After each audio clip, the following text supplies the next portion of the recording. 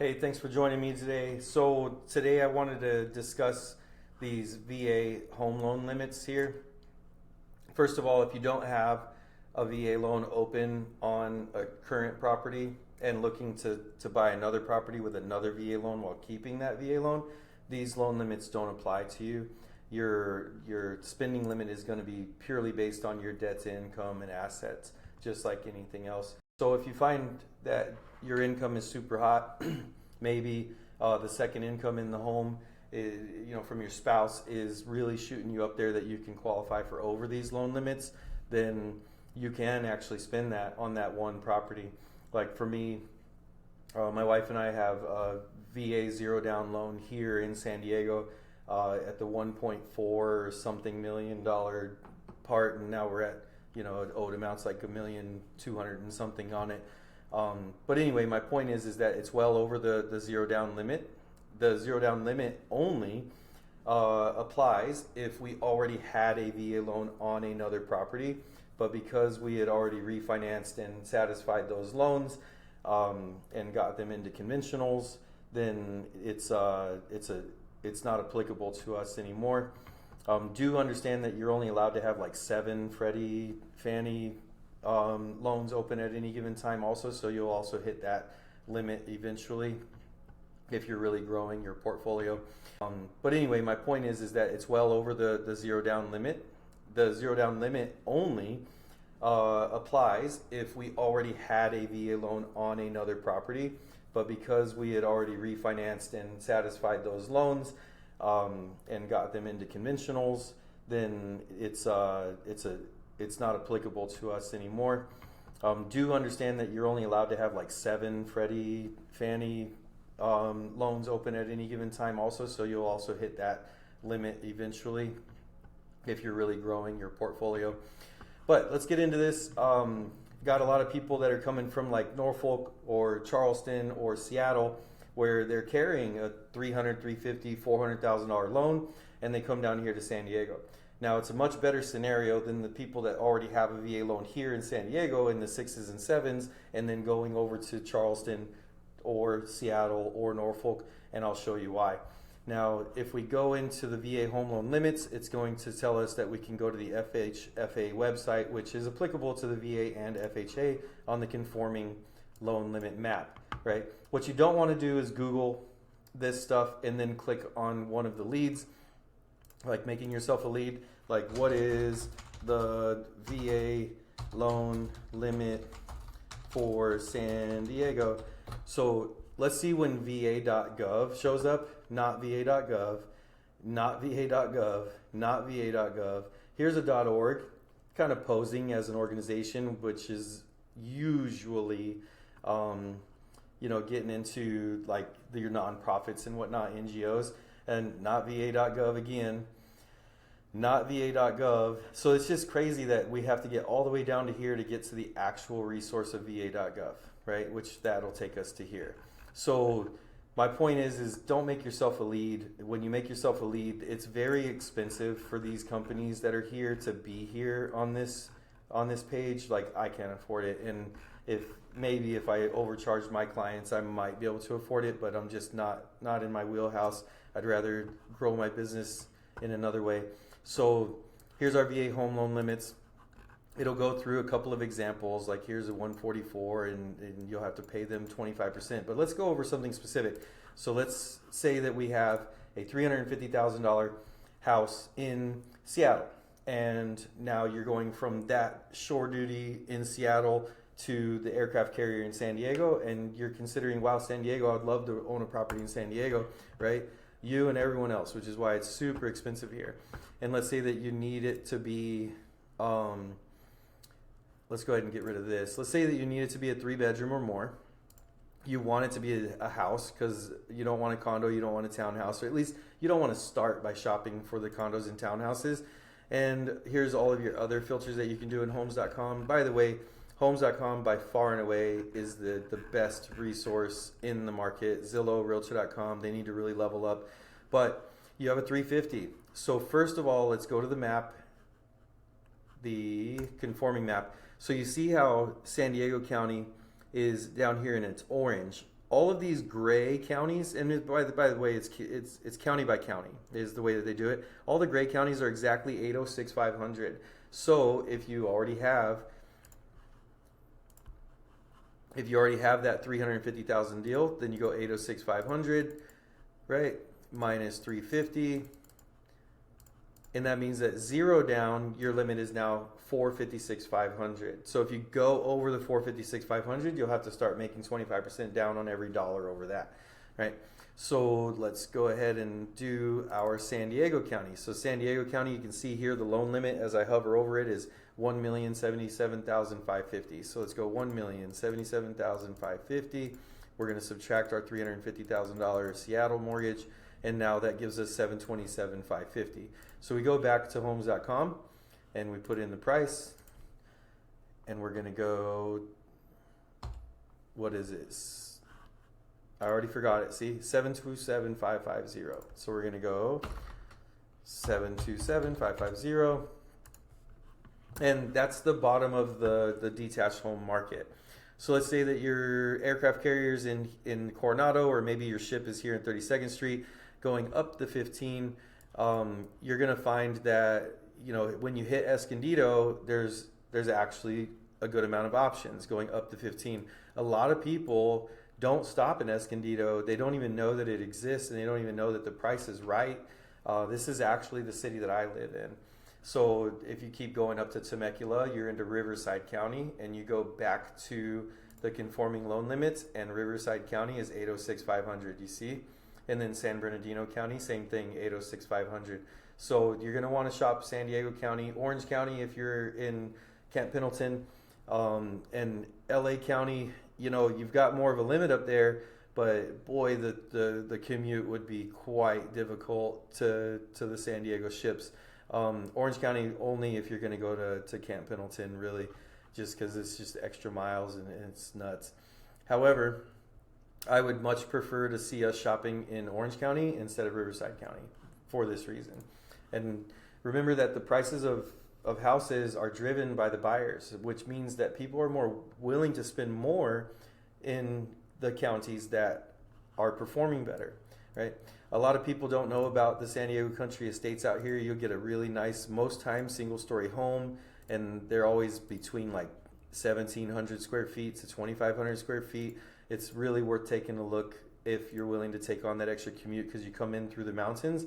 So if you've got like a sketchy driver, or you yourself don't want to, you know, take the risk in driving the mountain roads when you're tired, then I would say let's shop in Escondido, or let's try to find a nice spot for you down here in Imperial Beach, Chula Vista. So let's just grab one of these, and let's say, whoop, 659,999. Let's go take a look at that one. If you like it, you can buy it zero down because it's under our 727. So all of these are under. And let's say that we exhaust all of these because you use the filters to the point where, you know, the exact house that you and your wife or you and your husband want is just out of your budget here. Let's go to make this 727, and then we'll go to, like, let's make a deal at 850. So let's find one of these that's between there. Oh, look, your City Heights opened up. So let's say that you wanted to be in City Heights, and we're at 789. So now we go look at this place. You know, in City Heights, you're only going to get 1,000 square feet for 789, which sounds kind of but at the same time, you're so close to everything. North Park is just right to the next city over. That gentrification, you know, it tends to spread over time, and your appreciation will benefit from it. So let's go ahead and do this one. So we're at 789. They're already reducing the price by tens, which means that, hey, if we like it, we might be able to put in our offer at 789 and ask for 2.5-3% for your closing costs to be covered, and then you can get this one not just zero down, but zero out of pocket. We can talk about that at a micro level whenever you're ready. But let's go back here. 789 is going to be our purchase price. So let's get our calculator. We have 727,500 left in zero down. So then we're going to go 789. Oh, that didn't work the way I wanted it to. So we're going to plus 789 twice. 1, 2. All right, so 61,450 above our zero down limit. We're going to go times 0.25, and we're going to say our down payment is 15,362 50 cents. So something to know is that this 15,362 must come from your account seasoned, right? And we can talk about that on a micro level if you need it, but this might delay us from shopping by a couple of months if you can get a gift from somebody. However, you can borrow this from your 401k or TSP. You can sell stock. You can sell a car, right, and get that 15,362.50. But what you cannot do is you cannot get a down payment assistance from the seller. There are down payment assistance programs, but if you're qualifying for an $800,000 house while you're carrying another $350,000 house, the qualification for that down payment assistance program is probably going to be you're not going to qualify for it, but we can always try. However, let's say that we're at 15,362. We ask the seller to pay your closing costs. That's it. That's what you bring to the table, and the house becomes yours. So I hope that this helps you guys understand this. Let's do a quick example that you're carrying a 350 mortgage in Seattle, but you transferred to Charleston to be an instructor. So let's go to Charleston. By the way, one of the prettiest cities in all of America, if I do say so myself. All right, you need a 3-bedroom. Let's put our max, so our minimum 0, maximum is going to be 806,500 is the 0 down. Let's go back. 806,500 minus 350. So 0 down, we can go to 456,500. So 456,500. And here we go.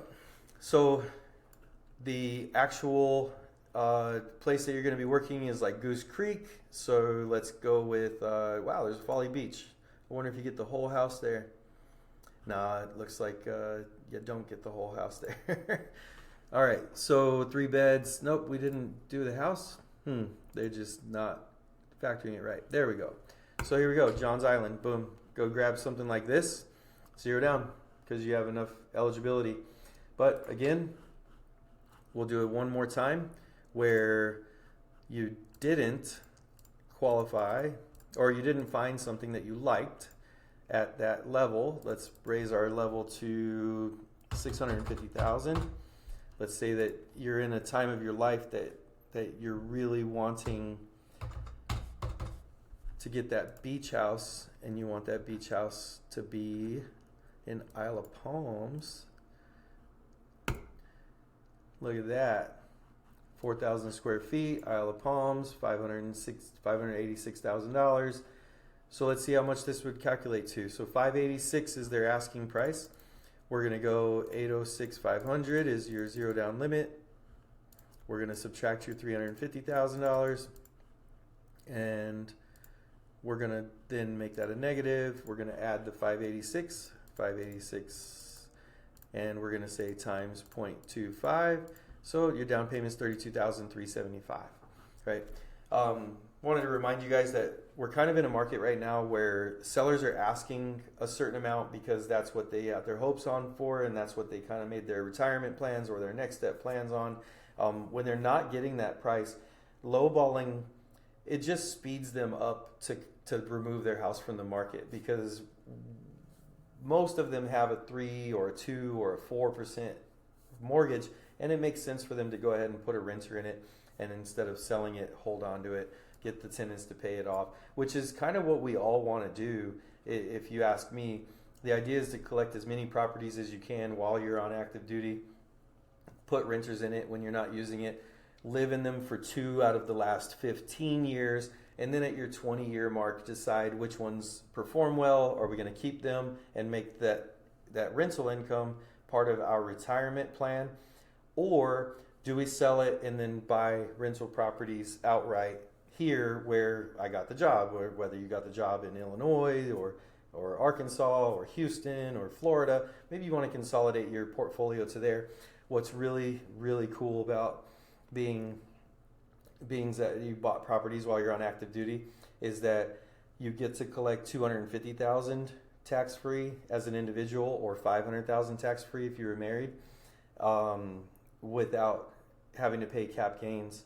So if you bought a property in Charleston for 300,000 and then 15 years later you retired and now it's worth 800,000, you can literally sell that property, take that $500,000 in equity plus the amount that you paid off. So maybe you're getting more like $650 in equity, and that $500,000 gain is tax-free because you were married. Same thing to be said in San Diego. Maybe you bought a place in 2019, 2020, 2021 for close to $1 million. Now it's worth $1.3 million, $1.4 million, $1.5 million. You know, you can take that $500,000 tax-free just as long as you lived in it for 2 out of the last 15. If you do get out of the Navy or military and want to take advantage of that program or that, eligibility, your eligibility falls off when you're out for 3 years. So it turns into what everybody else has, is that you'll get that $250 or $500 tax-free if you've lived in it for 2 out of the last 5 years instead of 2 out of the last 15. If you want to talk any of this like individually, as in like for you, what's applicable to you on the micro level, just hit me up. I've got a website, DannyBarkerRealtor.com. Make yourself a lead. I'll be in contact with you, and we'll have a Zoom call face-to-face.